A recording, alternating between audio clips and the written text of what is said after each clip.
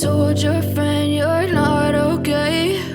And tell me what's wrong and why you never said you felt that way. And guess you're trying to stay strong and fake a smile until I look away. But I've known you too long, it hurts to watch your blue eyes fade to gray as you fade away, as you fade away.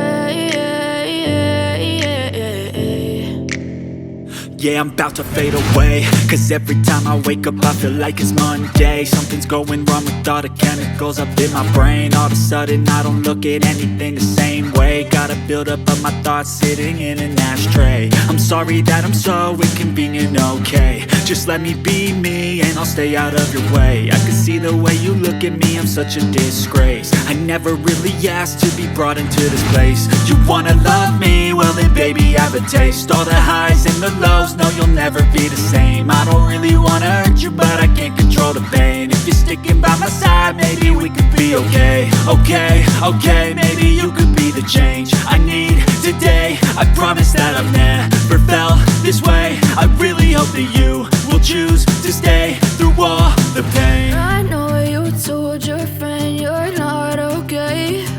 And tell me what's wrong and why you never said you felt that way. Guess you're trying to stay strong and fake a smile until I look away.